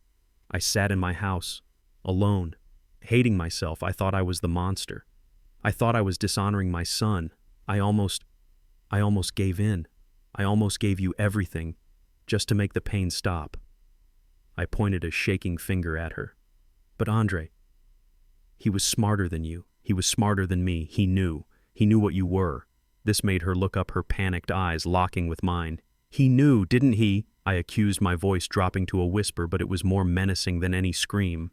That's why he did it. That's why he didn't just leave it to my son. That's why he wrote those words, a bloodline heir. It wasn't a mistake. It was a test. It was a trap that he set for you. I leaned in closer. He knew. He knew that baby wasn't his, and he knew I was the only one who would be heartless enough, greedy enough, monster enough to find out the truth. He trusted me to do the one thing he couldn't. Her lawyer stood up. That's enough. This is baseless conjecture. You can't prove any of that. Nicole, don't say another word. But it was too late. The lawyer had miscalculated. Nicole wasn't broken by sadness. She was broken by being caught. And in that moment, her terror and her panic finally gave way to the one emotion that had been driving her all along, pure narcissistic rage. "Stop it!" she shrieked, slamming both her fists on the table, her entire body rigid. It was not a sob. It was a scream of such profound cornered hatred that even her own lawyer recoiled. She shot to her feet, her face contorted, ugly with the truth. "You think you're so smart, don't you? You old fool, you think you figured it all out." "Nicole, be quiet," her lawyer hissed, grabbing her arm. Nicole ripped her arm away. She didn't care anymore. The mask was gone. The game was over. All that was left was the raw, screaming truth. "He didn't accept it." She spat, tears of pure fury streaming down her face. "He wasn't a saint. He didn't just know." She was screaming at me, but she was seeing him. She was seeing Andre. "I told him," she shrieked, her voice cracking. "I told him that night. I told him everything." I just stared at her. The entire room was frozen, caught in the eye of her hurricane. Her lawyer looked terrified, trying to signal for her to stop, but Nicole was beyond that. She was in a world of her own rage. Harrison. He didn't move. He didn't speak. He just slowly, almost imperceptibly reached into his suit jacket pocket and slid a small digital audio recorder onto the table. He pressed a single button. A tiny red light blinked on. "Go on, Mrs. Dubois," he said, his voice deadly quiet. "You told him what?" That was all the encouragement she needed. The dam didn't just break, it was obliterated. "You want to know?" She screamed at me, her face a mask of pure, unadulterated hatred. She began to pace the room, her hands pulling at her hair. "You really want to know what your golden boy was really like? You want to know what happened the night he died?" She laughed, a harsh barking sound. "He was weak. That's what he was. He was a weak, spineless, pathetic man who was more worried about what his daddy thought than what his wife needed." I stood my ground, a block of ice, as her words washed over me. "I gave him everything," she shrieked. "I gave him a son, I gave him a beautiful life, and what did he give me? He gave me this." She gestured around at the law office at me. "He gave me secrets. He gave me a test, a trust fund with a clause, like I'm some kind of game show contestant." "I was bored," she screamed, as if that explained everything. "Do you hear me? I was bored out of my mind, married to a man who apologized to the waiter when his food was cold, a man whose big idea of a thrilling night was watching documentaries. And then I met someone," she said, her voice dropping, a cruel, dreamy quality coming into it. "I met Paul, my colleague, a real man, a man who isn't afraid of his own shadow, a man who looked at me like I was alive, not like I was some checklist item he'd finally acquired." "Paul," I repeated the name, tasting like ash in my mouth. "Yes, Paul," she spat. "And you know what? It was wonderful. It was a breath of fresh air, and AJ is his son, and I am glad. Do you hear me? I am glad. He's a beautiful baby, and he's not weak. He's not Andre's I felt sick. Harrison just watched, his face unreadable. "And yes," she said, finally stopping her pacing to stand right in front of me, her eyes drilling into mine. I told him that night, the night he crashed that stupid car you were always so proud of." She was fully lost in the memory now, her voice thick with the venom of that night.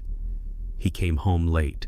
He'd been with Harrison, no doubt, cooking up his little secret plan. He came home with that look on his face, that "I'm so disappointed" look.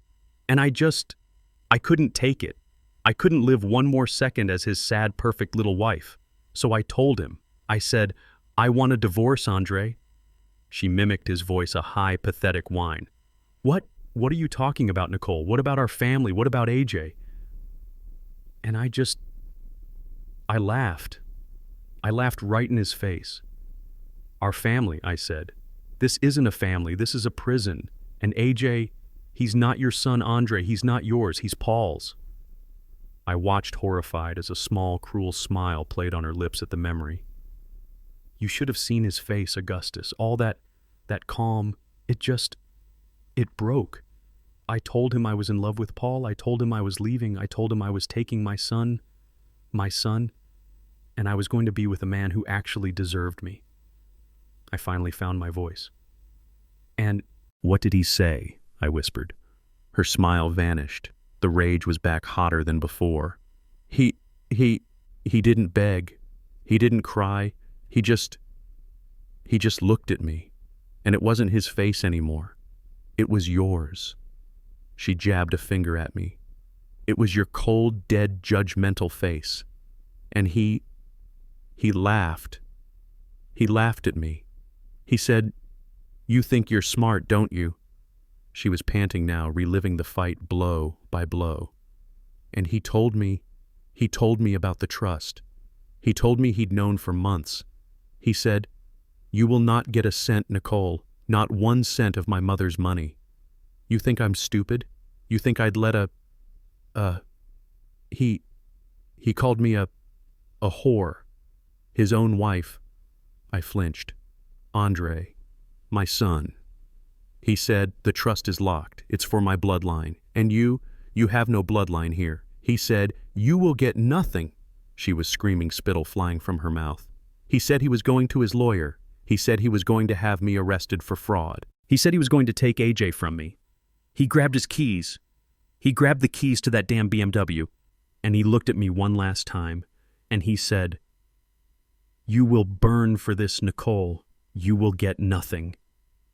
She was sobbing, but it was the sound of pure thwarted rage. "And then he ran. He ran out of the house like the coward he is. He ran out and he... She finally sputtered to a stop. The confession was complete. I stood there frozen. I finally knew. I finally understood the 3 a.m. phone call, the car going over 100 miles an hour. It looked like he was running from something. He hadn't been running from something. He had been running from her. He had been running from the ruins of his entire life, from the woman who had just confessed to the ultimate betrayal, from a woman who was threatening to take everything. He had been running, angry and blind and broken, right to his death. The confession hung in the air, thick and toxic. Nicole was breathing in ragged, heaving gasps, her eyes wide as if finally realizing what she had just admitted. Her lawyer looked like she had seen a ghost. She was pale, her mouth slightly open, her legal pad forgotten. I just stood there, letting the full, horrific picture complete itself in my mind. Andre, my son, his death wasn't just a random tragic accident. It was the end result. It was the period at the end of a long, terrible sentence of deceit. He had died, alone, in a mangled wreck on the I-75 connector, because of her. Because this woman, this vampire who had attached herself to my family, had finally revealed her true face. She had confessed her affair, denied him his child, and then when he tried to protect his mother's legacy, she had... What laughed at him threatened him. He had run. He had run from her poison, from the catastrophic failure of his entire life, and he had run right into his own death. The crash was an accident. But her cruelty was the weapon that had caused it. I looked at her, this sobbing, hateful creature, the woman who had in one night destroyed my son, and then, as if the confession wasn't enough, she added one last clarifying detail. the final piece of her diseased soul. She looked up at me, her eyes narrowed, her tears of rage still wet on her cheeks. And she tried to blame me. But, she stammered, looking between me and Harrison as if trying to find a lifeline. I didn't think that stupid trust was even legal. She was crying again, but these were the tears of a child caught in a lie, trying to find an excuse. I thought he was just bluffing, just trying to scare me, she wailed, her voice rising in a pathetic whine. And then, when he was gone, I thought you, she pointed a trembling finger at me. I thought you were just a confused, sad old man. I thought you were senile. Senile. That was the word. I thought you were just lashing out. Grieving. I thought all that talk about bloodlines was just old people nonsense, I thought. I thought if I pushed you, if my lawyer sent you a scary letter, you'd just get scared and give in. You'd give me the money to make me go away. She looked at me, her face a mask of pure, uncomprehending bewilderment. It was the ultimate tragic irony. Who would actually do a DNA test? She whispered, as if the very concept was insane. Who does that? You're his father, I'm his wife. Who would be that cruel? She had built her entire $40 million plan on a foundation of prejudice.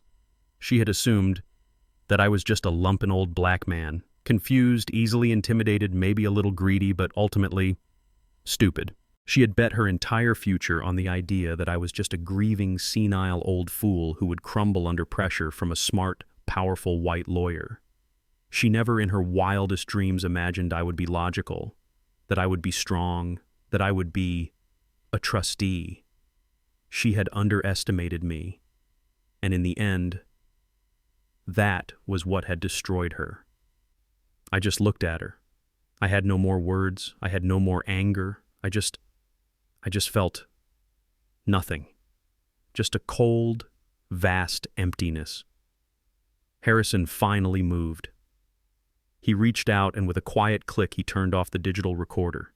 The tiny red light went out. He picked it up and placed it carefully into his breast pocket. He looked at Nicole, not with anger, but with a kind of clinical, professional disgust. "Mrs. Dubois," he said, his voice flat and final, "you and your client are free to go." Nicole's lawyer, finally snapping out of her shock, began to gather her things. "Yes, well, this has been unproductive. We will—" "I don't think you understand," Harrison interrupted, his voice like ice. "I mean, you need to go, right now, because in about 10 minutes, I am going to be making a phone call." Nicole, who was wiping her nose, looked up. What phone call?" Harrison looked at her. "You have, in the last 15 minutes on a digital audio recording, confessed to a detailed multi-year conspiracy to commit fraud against a $40 million trust." He stood up and buttoned his jacket. "You have admitted to knowingly attempting to pass off another man's child as the legal beneficiary. You have admitted to harassing and attempting to blackmail the legal trustee. That's Mr. Dubois, to release those funds." He walked to the door and held it open. "I'd say," he said, his voice void of all emotion, "that you don't need a family lawyer anymore, Mrs. Dubois.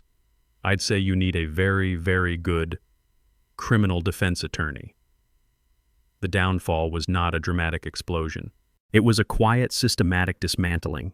It was the sound of a house built on a foundation of lies collapsing in on itself, one support beam at a time. Nicole's lawyer, the shark, was now just a woman in an expensive suit, pale and shaken. She grabbed Nicole's arm, who was still standing there, frozen in the aftershock of her own confession, and physically pulled her toward the door. "We are leaving. Now. Do not say another word," she hissed at her client. They stumbled out of the conference room, not as a confident legal team, but as a defeated, retreating rabble.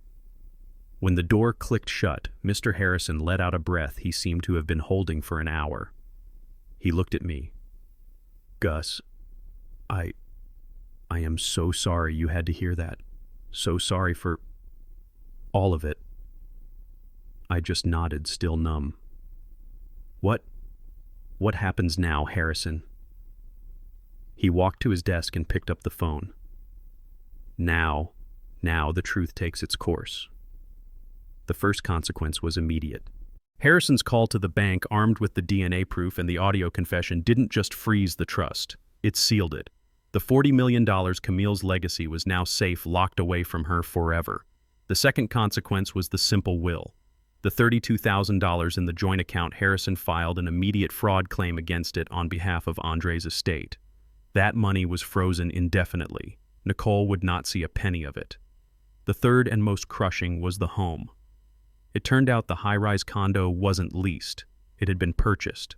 Purchased by Andre, but it had been purchased by the trust as an asset of the trust. He had been protecting his mother's money from the very beginning. Nicole received an eviction notice the next day. She wasn't just a widow with no inheritance. She was a trespasser in a property that belonged to the Dubois Legacy Trust, a trust to which she and her son had zero legal claim. She was given 72 hours to vacate the premises.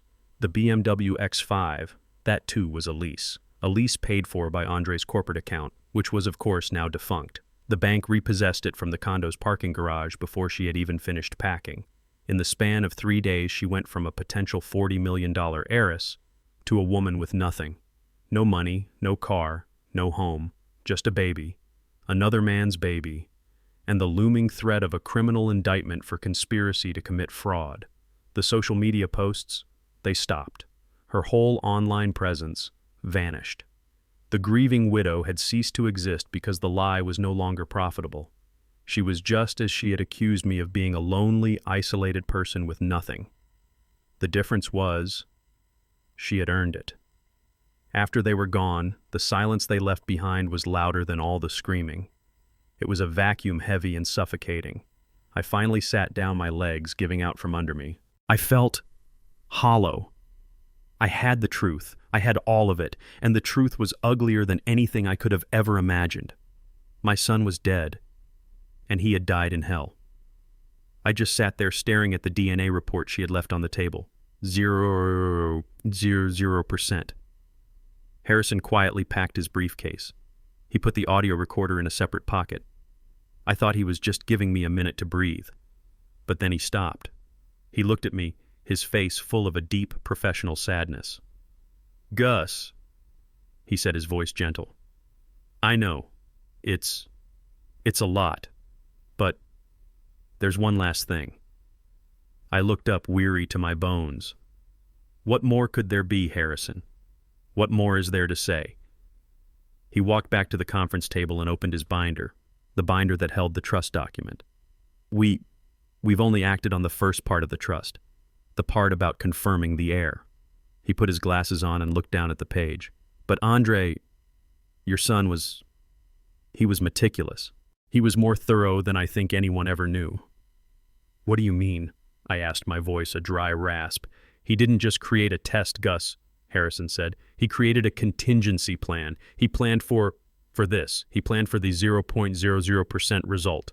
My head snapped up. He knew it would be zero. He knew it was a possibility," Harrison corrected gently. "And he left very specific instructions for what to do if that possibility became a fact." He cleared his throat. He read from the last page of the document. "In the event that no eligible bloodline heir is identified, or if said heir cannot be confirmed by legal and medical means, or if said heir is deceased, then the entirety of the Dubois Legacy Trust, all principal and all interest, shall be immediately and irrevocably transferred." He paused, and I held my breath. Where did it go? Where did my son in his final secret act send his mother's legacy? Harrison continued reading, his voice gaining a new strength, a new warmth. "Shall be transferred to become the founding endowment of a new charitable organization to be named the Camille Dubois Music Foundation." I stopped breathing. Camille, my wife. A foundation, I whispered. Yes, Gus, Harrison said, a small, sad smile on his face. He read the next part. The Camille Dubois Music Foundation shall be a permanent registered 501c3 organization with the sole mission of providing musical instruments, private instruction, university scholarships, and professional mentorship to underprivileged, gifted young African American musicians from the Sweet Auburn neighborhood of Atlanta and the greater Atlanta area. I broke. It wasn't a sob. It wasn't a cry. It was a lifetime of grief, of anger, of confusion, of loss, just pouring out of me. I put my head in my 72-year-old hands and I wept. I wept for my son, but for the first time, I was not weeping for his weakness. I was weeping for his strength. In that moment, I finally understood. I finally saw my son, not the pleaser, not the soft boy. I saw the man he had become. Andre knew. He knew he was trapped. He knew he couldn't win a fight with Nicole. Not in life. She was a master of lies, of manipulation. If he had filed for divorce, she would have played the victim. She would have dragged him through the mud. She would have claimed he was abusive, that he was the liar. And in a messy public he said, she said divorce, she would have had a claim to his home, a claim to his money, a claim to Camille's legacy. A judge might have given her half of everything. My son knew he could not fight her and win. He couldn't protect his mother's legacy by fighting her face to face. So he made a different plan. He built a fortress. He built a fortress of paper and law, and he armed it with a single perfect weapon. The bloodline clause. He knew that her greed would be her undoing. He knew she would come for the money. He knew she would be so blinded by those $40 million that she would walk right into his trap. And then, he did the most brilliant, the most heartbreaking thing of all. He didn't name himself as the trustee. He didn't name a cold corporate bank. He named me. He named his old, stubborn, jazz-playing father from Sweet Auburn. He named the one person in the world who loved Camille as much as he did. The one person who would see the blue eyes and the blonde hair. And no, the one person who had the stubbornness, the history, and the reason to fight. He didn't just trust me with the money. He trusted me with his honor. He trusted me to finish the fight he knew he couldn't. He trusted me to be the heartless old man who would demand the test, and then the final beautiful, perfect move. He didn't just protect the money from her. He directed it. He sent it back home. Back to Camille, his mother, the woman who had loved music and who had bought me that first saxophone. Back to Sweet Auburn, the neighborhood he grew up in, the neighborhood Nicole had despised and called dusty. Back to music. Back to me. This whole agonizing, terrible ordeal, it wasn't a burden. It was a message. It was a love letter. It was my son from beyond the grave reaching out and saying, "I'm sorry, Dad, I was trapped. But I had a plan. I protected Mom's legacy, and I honored your life. Please, please finish this for me." The $40 million, it was never about the money. It was Andre's final act. An act not of revenge, but of perfect, brilliant, heartbreaking justice. I wiped my eyes. I sat up straight. The war was over. The grief was still there. It would always be there. But the shame was gone. My son, he was no coward. He was a hero, and his final wish was safe. 6 months later. The Georgia sun, warm and forgiving, streamed down on Auburn Avenue. The air wasn't filled with whispers or suspicion. It was filled with music. A clear, soaring trumpet solo playing a jazz standard Camille had loved. I stood on a small, newly built stage in front of a building that had once been boarded up and forgotten. Now a polished brass sign gleamed on the brick facade. It read, "The Camille and Andre Dubois Music Center." My hands weren't shaking. I wasn't cold. For the first time in what felt like a lifetime, I just felt at peace. The street was full. My street, Sweet Auburn, and my community, my family, they were all there. Mr. Henderson was in the front row tapping his foot, his face split in a wide grin. Ms. Betty from the diner was there, and she had personally baked 100 sweet potato pies for the reception. The whispers, they were long gone. The truth, as it turned out, had a much louder voice than Nicole's lies. After Harrison's call to the district attorney, the story had unraveled. The court, to protect the innocent child, had sealed the case. But in a neighborhood like this, the truth finds a way. They learned about the foundation. They learned about Camille's legacy. They learned that my cruelty had been an act of protection. They didn't know the ugly details, the confession, the betrayal. They didn't need to. They just knew that the $40 million wasn't stolen by a greedy old man. It was being given back to their children. Mr. Harrison, who was now the chairman of the foundation's board, finished his speech. He turned to me. And now, the man this is all truly for, the man who protected his wife's legacy and his son's final wish, our founder and my friend, Mr. Augustus Dubois. They clapped. It wasn't just polite, it was warm. It was respect. It was an apology. It was home. I walked to the microphone, not as a monster, but just as Gus.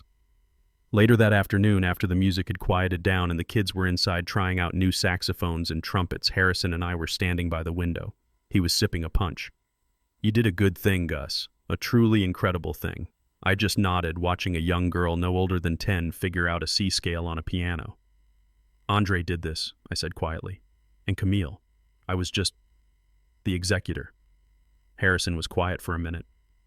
"I heard," he said, "from the bank's attorneys. Nicole, she's gone." I looked at him. "Vanished," he said. "After the eviction, she and the baby just disappeared.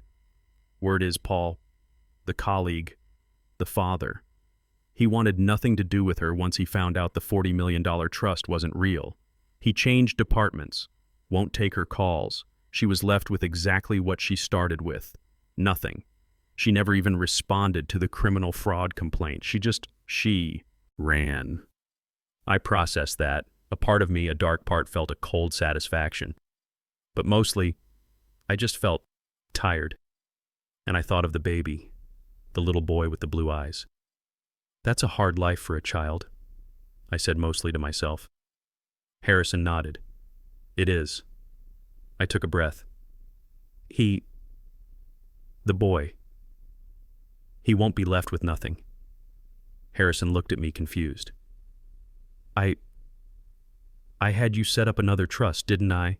I said. "A small one, from my own savings. Not Camille's, mine." Harrison's eyes widened slightly as he understood. "The Anonymous Education Fund. Gus, I thought that was just for a general scholarship." "It's for him," I said, still watching the little girl at the piano. "For AJ, or whatever his name is now. It's anonymous. It's locked until he's 18. It's not a fortune, but it's enough for college. It's enough for a start." Harrison was silent. He just looked at me. "She called me Heartless Harrison," I said, my voice quiet. "She called me a monster, but the child, that little boy, he's innocent in all this. He didn't ask for his mother. He didn't ask for any of it. He doesn't need to pay for her sins." I finally looked at my old friend. She and I, we both knew who the monster was, and it wasn't me. The sun was setting. The last of the families were leaving.